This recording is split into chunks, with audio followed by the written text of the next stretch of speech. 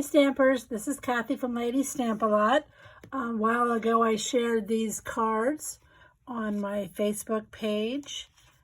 They were made with the paper that has the trolls on it from the July to December 2022 catalog, but I used the reverse side to make these really pretty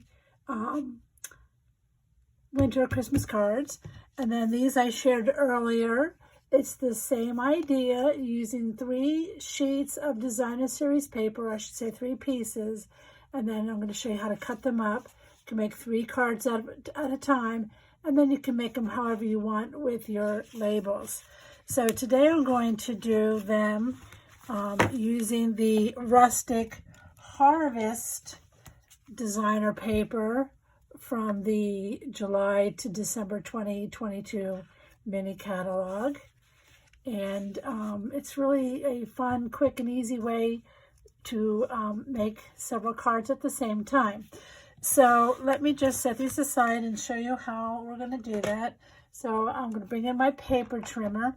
Now I took the designer paper. Let me show it to you really quick. It's a fun fall pack of paper with nice fall colors. And then on the back, they are black and white. This is still a fall themed, and the leaf one would be really nice to color with your pencils or sponges. But it's very versatile paper. And so what I did was I cut 4 inches and I cut a piece down the edge of 3 of the patterns. And then this is what I have left with for making the first set of cards. So this is 4 inches, just a 4-inch strip. I'm going to go ahead and cut all 3 together. I can do that with my paper trimmer. And then the other measurement is 5 1/4. So you're going to need 3 pieces that are 4 by 5 1/4. So let me just trim these down to 5 1/4. I'm going to push kind of hard to get through all 3 of those, but I can do it. And then this you can save and cut in half, and then you have some pieces to decorate the inside of your card. Excuse me. Okay, so now you have 3 pieces here that coordinate, and notice this is a one-way pattern, so the 4 is at the top, 5 1/4 is this way. And then I'm going to take a ruler and very lightly, or I can use my grid paper here, but I'm going to very lightly measure down 1 inch on the left-hand side. I'm just going to put a little pencil mark, and then I'm going to measure up 1 inch from the bottom and put a little pencil mark. And then over here, we're going to measure 2 inches down.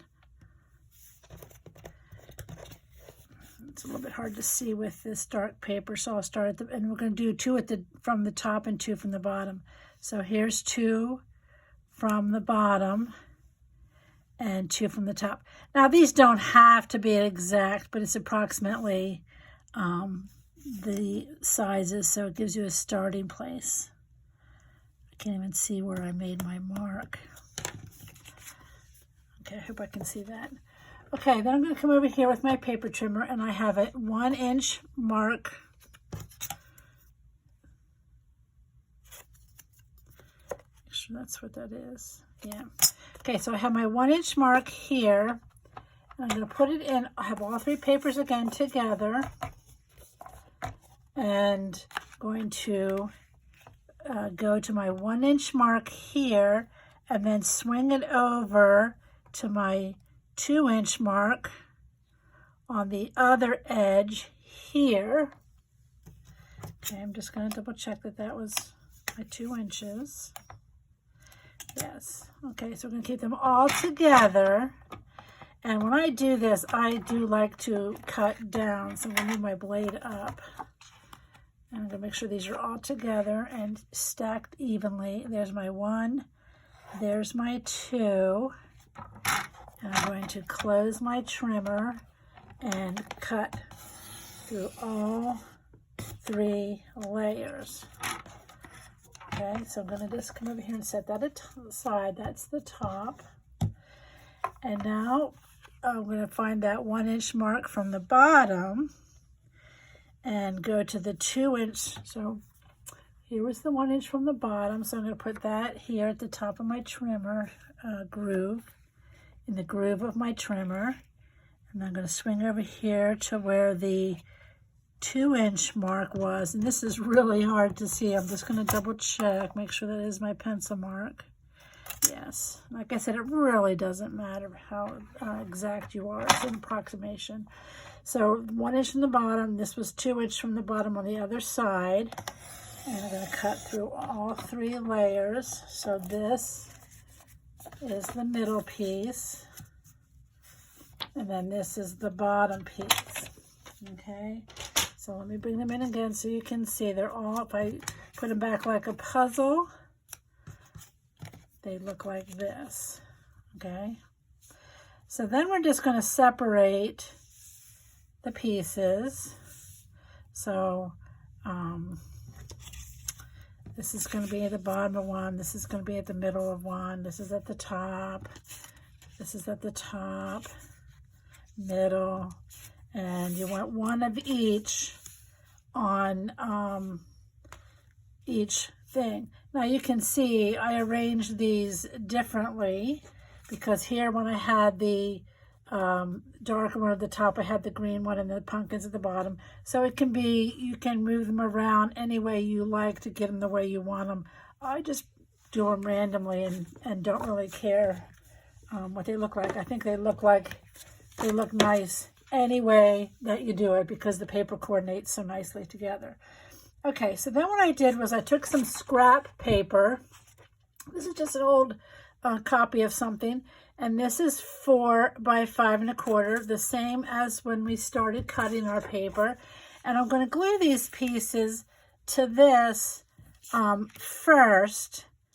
It makes it a little bit easier to get things straight, and it's a little bit forgiving in case you don't get them straight.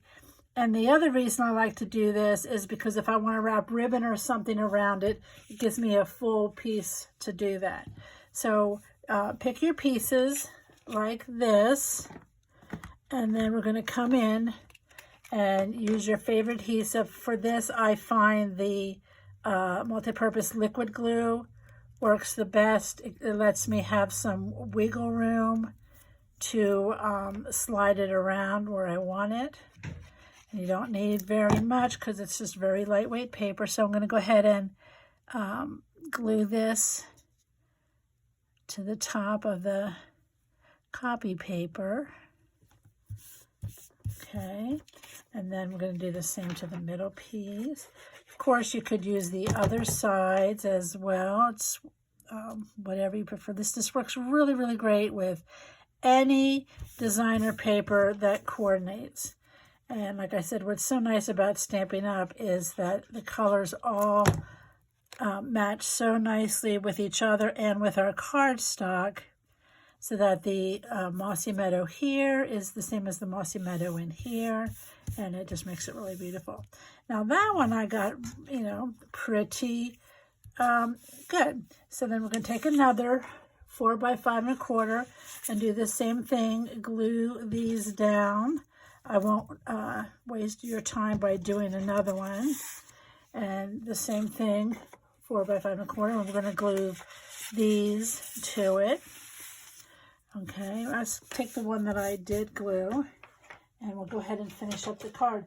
Now, when you get Stampin' Up!